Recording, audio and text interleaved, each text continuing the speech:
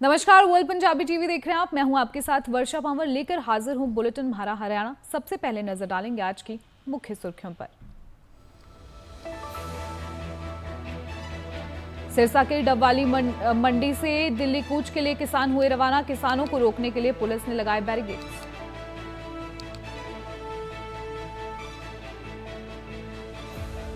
बिजली विभाग ने अंबाला शहर में पुराने फीडरों को अब 2 नए फीडरों के साथ जोड़ा। परिवहन मंत्री असीम गोयल ने किया उद्घाटन।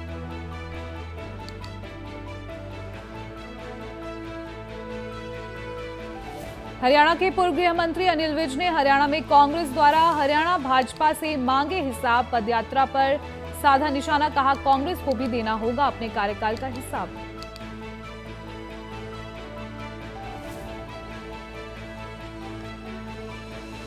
पिहोवा कुरुक्षेत्र रोड पर हुआ सड़क हादसा। ट्राले के आगे नील गाय आने से हुआ हादसा। ट्रक चालक सुरक्षित।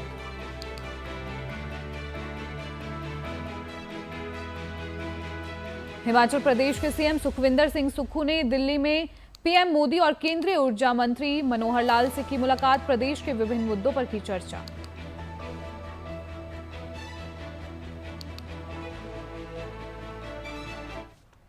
सुर्खियों के बाद अब खबरें विस्तार से। चंडीगढ़ में किसानों ने दिल्ली कूच का ऐलान किया है। बॉर्डर खोलने को लेकर सरकार की मंशा पर उन्होंने सवाल उठाए हैं। किसानों का दावा, पुलिस ने बैरिकेडिंग बढ़ाई। सिरसा के डबवाली मंडी से किसान भी दिल्ली के लिए रवाना हो गए हैं। किसानों को रोकने के लिए पुलिस ने बैरिकेड्स लगाए। भारी संख्या में ट्रैक्टर ट्रॉली लेकर दिल्ली कूच के लिए किसान रवाना हो गए हैं। पुलिस ने किसानों को रोकने के लिए हाईवे के रास्ते जाम कर दिए हैं। आपको बता दें कि चंडीगढ़ में किसानों द्वारा एक अहम बैठक की गई। इस दौरान उन्होंने दिल्ली कूच का ऐलान किया।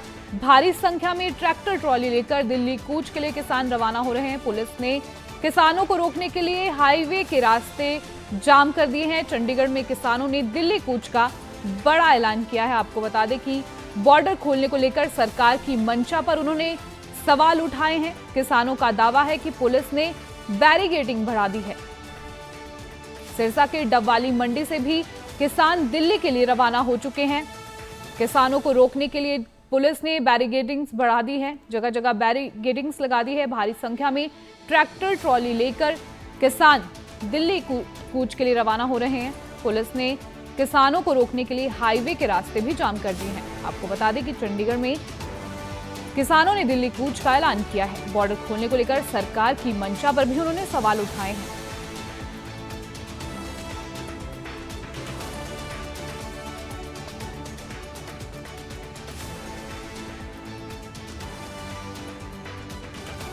किसानों को रोकने के लिए पुलिस ने जगह जगह बैरिकेडिंग लगा दी है। आपको बता दें कि भारी संख्या में ट्रैक्टर ट्रॉली लेकर दिल्ली कूच के लिए किसान रवाना हो रहे हैं। पुलिस ने किसानों को रोकने के लिए हाईवे के रास्ते जाम कर दिए हैं।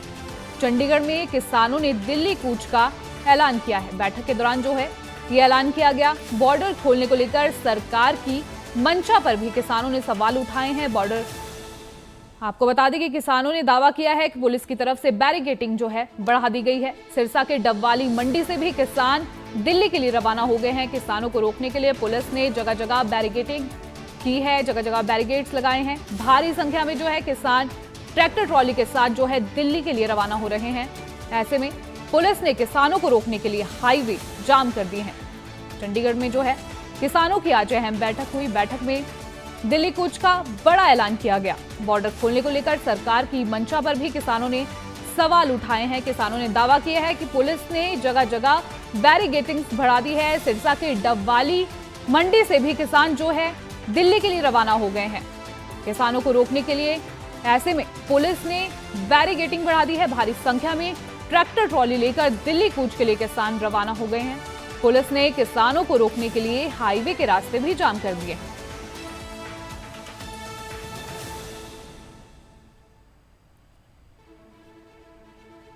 आपको बता दें किसानों ने जो है दिल्ली कूच का ऐलान कर दिया है। वहीं हरियाणा के सिरसा डबवाली मंडी से जो है किसान दिल्ली के लिए रवाना हो चुके हैं। ऐसे में जो है पुलिस ने जगह जगह बैरिकेड्स लगा दिए हैं। सुरक्षा को देखते हुए जो है पुलिस द्वारा बैरिकेडिंग की जा रही है।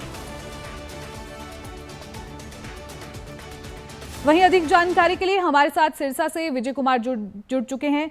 जी, सिरसा से जो है किसान दिल्ली के लिए रवाना हो गए, क्या कुछ मामले को लेकर अपडेट है? बिल्कुल, बात की जाए तो शंभू बॉर्डर पर काफी समय से जो किसान हैं वो लगातार प्रदर्शन कर रहे हैं, धरना प्रदर्शन कर रहे हैं। इसी कड़ी में ही जो सिरसा के डवाली हल्के के जो किसान हैं वो आज शंभू बॉर्डर के लिए कूच कर चुके हैं। हालांकि हरियाणा सरकार ने काफी समय तक जो शंभू बॉर्डर है उसको पूरी तरह से सील किया था, लेकिन पिछले दिनों पंजाब एवं हरियाणा हाई कोर्ट की तरफ से कहीं ना कहीं सरकार को एक हिदायत दी थी कि आपने शंभू बॉर्डर को लॉक क्यों किया है। तो साफ तौर पर सरकार ने उनको आदेश भी दिए थे कि आप जल्द से जल्द शंभू बॉर्डर को खोलें, ताकि जो दूसरे जो रास्ते हैं उनपे जो यातायात है वो बाधित हो रहा है। इस वजह से कहीं ना कहीं आम लोगों को काफी मुश्किलों का सामना करना पड़ रहा है। तो इसी कड़ी में अब जो हरियाणा भर के जो किसान हैं वो पूरी तरह से एक्शन मोड पर दिखाई दे रहे हैं। हालांकि सिरसा के डवाली के जो किसान हैं वो लगातार प्रयास कर रहे हैं कि शंभू बॉर्डर पर कहीं ना कहीं वो पहुंच चुके हैं और शंभू बॉर्डर के खुलने के बाद ही कहीं ना कहीं वो दिल्ली कूच कर सके। तो इसी कड़ी में ही सिरसा के जो किसान हैं वो काफी संख्या में आज डवाली से शंभू बॉर्डर के लिए कूच कर चुके हैं और जैसे ही अगले कुछ दिनों में शंभू बॉर्डर पर वो पहुंचेंगे तो उसके बाद ही दिल्ली के लिए कूच की जो रणनीति है वो बिल्कुल तैयार की जाएगी। जी, हरियाणा सरकार की तरफ से क्या कुछ तैयारियां जो है की गई हैं? बिल्कुल, हरियाणा सरकार की तरफ से भी काफी कुछ तैयारियां की गई हैं। हालांकि जगह जगह पर जो बैरिकेड हैं वो पिछले काफी समय से लगाए गए हैं। हालांकि पंजाब एवं हरियाणा हाई कोर्ट की तरफ से सरकार को एक निर्देश भी दिए गए थे कि आप जल्द से जल्द शंभू बॉर्डर को खाली करवाया जाए, ताकि जो आम लोग हैं उनको कहीं ना कहीं मुश्किलों का जो सामना करना पड़ रहा है तो उससे राहत मिल सके। हालांकि जो जानकारी मिल पा रही है कि हरियाणा सरकार ने इस मामले को लेकर कहीं ना कहीं सुप्रीम कोर्ट का जो है वो दरवाजा खटखटाया। हालांकि अभी ऐसा कोई फैसला सुप्रीम कोर्ट की तरफ से नहीं आया कि शंभू बॉर्डर को खोलने की जो है वो योजना बनाई जाएगी, लेकिन कहीं ना कहीं अब जो किसान हैं डवाली के, जो पंजाब के साथ बठिंडा या मलोट या दूसरे रास्तों से जो किसान हैं वो कहीं ना कहीं अब जो है शंभू बॉर्डर की और जो डवाली के जो किसान हैं वो कूच करते हुए दिखाई दे रहे हैं। हालांकि उनकी योजना यही है कि कैसे न कैसे शंभू बॉर्डर पर जो किसान हैं वो पहुंचे और उसके बाद ही दिल्ली कूच की योजना बना सके। जी, शुक्रिया बहुत बहुत तमाम जानकारी के लिए।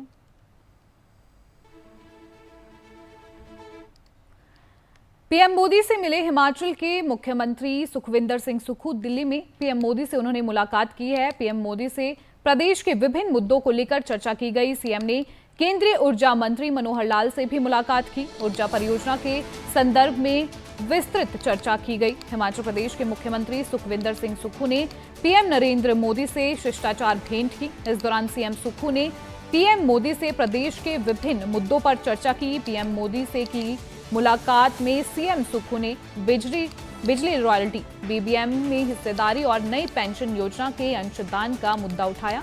इसके अलावा हिमाचल को मिलने वाली पोस्ट डिजास्टर नीड असेसमेंट की ग्रांट को लेकर भी प्रधानमंत्री से बात की गई। इस मुलाकात में पीएम मोदी ने सीएम सुक्खू की ओर से बताए गए सभी मुद्दों पर सहानुभूतिपूर्ण विचार करने का आश्वासन दिया। इसके साथ सीएम सुक्खू ने हरियाणा के पूर्व मुख्यमंत्री और केंद्रीय ऊर्जा मंत्री मनोहर लाल से भी मुलाकात की। इस दौरान सीएम सुक्खू ने मनोहर लाल से ऊर्जा परियोजना के संदर्भ में विस्तृत चर्चा की। आपको बता दें कि हिमाचल प्रदेश के मुख्यमंत्री सुखविंदर सिंह सुक्खू ने आज दिल्ली में प्रधानमंत्री नरेंद्र मोदी और ऊर्जा मंत्री, केंद्रीय ऊर्जा मंत्री मनोहर लाल से मुलाकात की है। इस दौरान हिमाचल के विभिन्न मुद्दों को लेकर जो है चर्चा हुई। ऊर्जा परियोजनाओं के संदर्भ में भी चर्चा की गई। आप अपनी टीवी स्क्रीन पर देख सकते हैं। हिमाचल प्रदेश के मुख्यमंत्री सुखविंदर सिंह सुक्खू ने जो है आज दिल्ली में प्रधानमंत्री नरेंद्र मोदी से मुलाकात की है और ऊर्जा मंत्री मनोहर लाल से भी मुलाकात की गई। इस दौरान हिमाचल प्रदेश के विभिन्न विकास मुद्दों पर चर्चा की गई।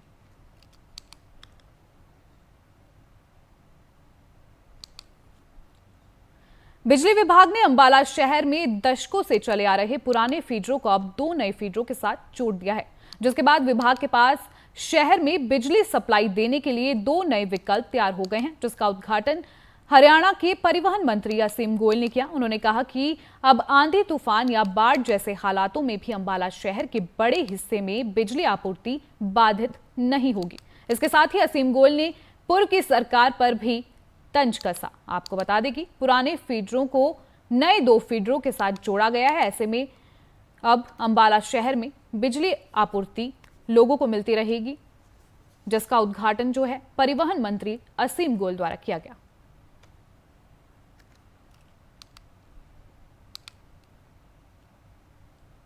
जिनके अंदर पिछली बार भी फ्लड के बाद जो है जिस तरह 5-6 दिन या 7 दिन भी अगर आप कहें लाइट नहीं आ पाई, जो पुराना शहर का एरिया बड़ा इफेक्टेड होता था और उसके लिए एक योजना बनाई गई। और मैं आज हमारे जो बिजली बोर्ड के हमारे अधिकारी हैं, कर्मचारी हैं, इनको बहुत बहुत बधाई दूंगा, जिन्होंने बड़े त्वरित तरीके से इस पर कार्रवाई करते हुए जो 2 नए फीडर हैं, एक शिवाली कॉलोनी का जिसके अंदर आपका इंद्रपुरी रेलवे रोड, कलाल माजरी नदी मोहल्ला, रविदास जी बस्ती, गुरुदास बस्ती, घेल रोड और कोतवाली सराय और ये राधा कृष्ण कॉलोनी, ये इसमें कवर होंगे। और दूसरा जो फीडर एक नाहन हाउस के नाते, जिसके अंदर से आपके हरी पैलेस रोड है, नाहन हाउस है, कैथ माजरी है, त्रिवेणी रोड है, दो खंबा चौक है और ओल्ड सब्जी मंडी है, सर्कुलर रोड है, पालिका विहार है और रामनगर है। ऐसे एरिया लाभान्वित होंगे और लगभग इसमें 1.5 करोड़ की जो है खर्चा आया है। लेकिन इससे क्या है, शहर के अंदर जो कोर एरियाज मैंने आपको बताए हैं, वैसे 4-33-33 केवीए के भी हमारे जो हैं सब स्टेशन पास हुए हैं 66 केवीए का। उनके ऊपर भी बड़ी तीव्र गति से जो है हम जमीन तलाशने का और बनाने का जो प्रोसेस है, मंजूरी लेने का, उसके ऊपर लगे हुए हैं। हरियाणा के पूर्व गृह मंत्री अनिल विज ने हरियाणा में कांग्रेस द्वारा हरियाणा भाजपा से मांगे हिसाब पदयात्रा पर निशाना साधा है। उन्होंने कहा कि विपक्ष का काम है हिसाब मांगना, लेकिन सरकारें उनकी भी रही हैं, हिसाब उन्हें भी देना चाहिए। वहीं उन्होंने क्या कुछ कहा है, आइए सुनाते हैं। पक्ष को अधिकार है हिसाब मांगने का, लेकिन लोगों को भी अधिकार है कि किस पार्टी ने, किस सरकार ने अपने अपने समय में क्या क्या किया।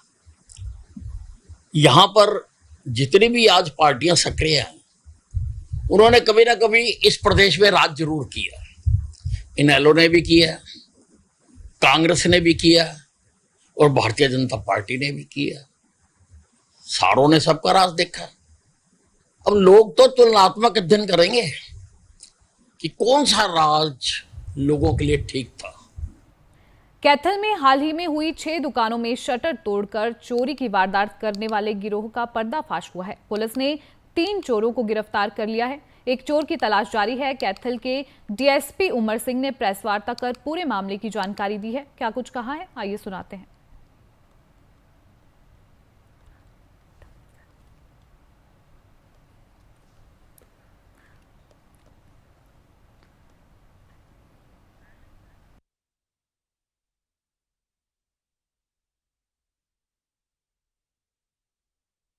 दिनों पहले चोरी की गई थी।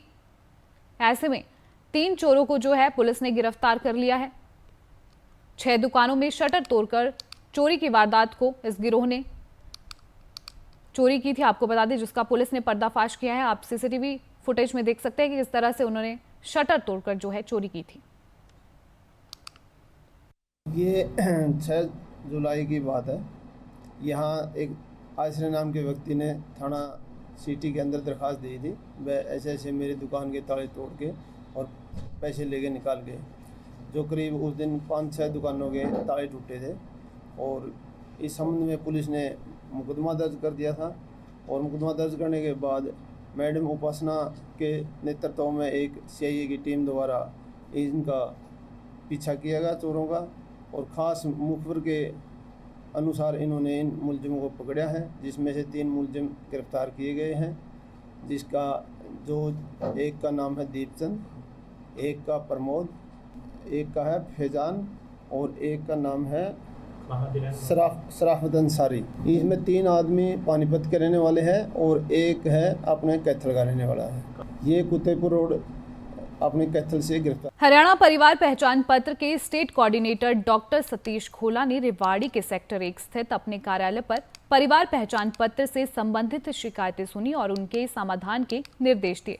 उन्होंने रेवाड़ी विधानसभा से भारतीय जनता पार्टी की टिकट पर अपनी प्रबल दावेदारी पेश करते हुए कहा कि वे भाजपा के बहुत पुराने कार्यकर्ता एवं सच्चे सिपाही हैं, इसलिए टिकट पर पहला हक उन्हीं का बनता है। इस अवसर पर उन्होंने महेंद्रगढ़ में केंद्रीय गृह मंत्री अमित शाह के कार्यक्रम को लेकर भी जानकारी दी है। आपको बता दें कि सतीश खोला ने रेवाड़ी से दावेदारी पेश की है आपको, और उन्होंने केंद्रीय गृह मंत्री अमित शाह के कार्यक्रम को लेकर भी जानकारी दी। पार्टी का पिछले 15 साल से कार्यकर्ता हूँ। पार्टी का जिला अध्यक्ष भी रहा हूँ। प्रदेश की भी कई जिम्मेदारियाँ रही हैं। 2024 के चुनाव के लिए मैंने पार्टी से टिकट के लिए आग्रह किया है। जमीनी स्तर पर मैंने पिछले 10 सालों से सरकार की योजनाओं का लोगों को लाभान्वित कराया है। 90,000 से ज़्यादा परिवारों को मेरे इस दफ्तर से सरकार की योजनाओं का लाभ मिला है। रेवाड़ी विधानसभा से मैंने अपनी दावेदारी की है। पार्टी से आग्रह किया है कि मैं एक कार्यकर्ता होने के नाते मुझे यहाँ से चुनाव लड़ाया जाए। मुझे भरोसा है कि पार्टी इस बार मेरे इस आवेदन को स्वीकार करेगी। पिछली बार थोड़ी सी वोट से हमारा उम्मीदवार यहाँ से चुनाव रह गया, कांग्रेस का विधायक है। उनके पिताजी भी कई बार यहाँ से विधायक रहे हैं। दुर्भाग्य है रेवाड़ी का, सरकार हमारी होने के बाद यहाँ कांग्रेस का विधायक रहा, लेकिन डेवलपमेंट में या विकास के कामों में या ग्रांट में किसी तरह से सरकार ने यहाँ भेदभाव नहीं किया है। लेकिन मेरा ये मानना है कि अगर विधायक भारतीय जनता पार्टी का होता तो यहाँ और थोड़ा सा तालमेल की वजह से कमी के कारण नुकसान हुआ है। मैं समझता हूँ कि इस कमी को इस बार की जनता पूरी करेगी और विधायक भी भारतीय जनता पार्टी का होगा। नगर परिषद की चेयरमैन तो है ही, दोनों मिलकर के। हरियाणा में होने वाले विधानसभा चुनावों को लेकर सभी पार्टियों ने कमर कस ली है। पूर्व डिप्टी सीएम दुष्यंत चौटाला और जननायक जनता पार्टी के सुप्रीमो अजय सिंह चौटाला अनाज मंडी नूंह पहुंचे और कार्यकर्ताओं के साथ विस्तार पूर्वक बातचीत की। साथ ही विधानसभा चुनाव में जुट जाने की दिशा निर्देश भी दिए। और क्या कुछ कहा है, आइए सुनाते हैं। हमने अपनी पार्टी के नीति, कार्यक्रम और प्रोग्राम जन जन तक पहुंचाने के लिए कार्यकर्ताओं की मीटिंग की है और खुल करके सारी बातें आपके समक्ष स्पष्ट की है। कोई कुलड़ी में गुड़ तो फोड़ा नहीं। आपको पता नहीं वो आया राम गया राम किसके नाम पे पड़ा था? इनके पिताजी का नाम ही था गयालाल। जननायक जनता पार्टी का 17वां जिला कार्यकर्ताओं की बैठक, मुख्य कार्यकर्ताओं के साथ आगामी विधानसभा की पृष्ठभूमि में चर्चा हुई है और मजबूती के साथ कैसे आगे मैदान को सींचना है 100 दिन के लिए डॉक्टर अजय सिंह चौटाला जी ने दिशा निर्देश भी दिए हैं।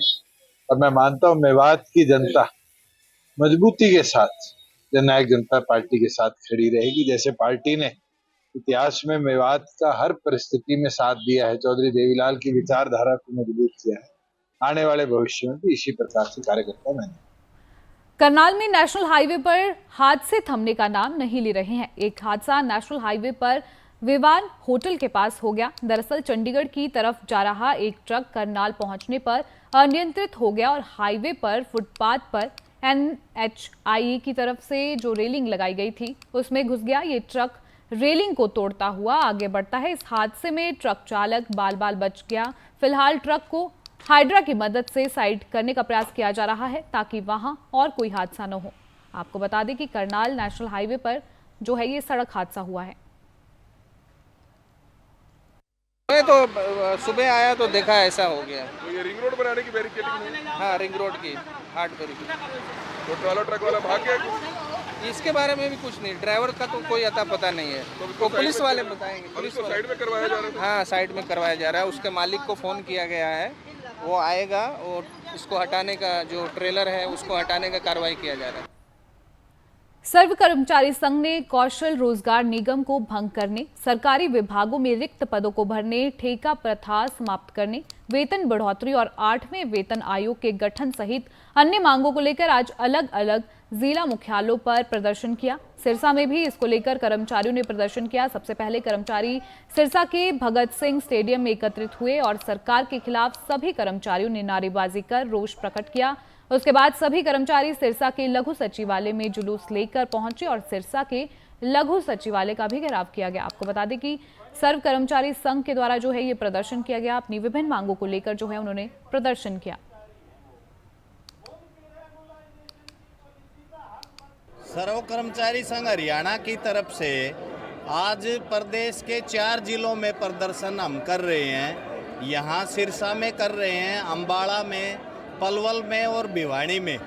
ये आज 16 जुलाई से शुरू होके और 30 जुलाई तक प्रदर्शनों का कार्यक्रम हमारे जिला सतर पे है।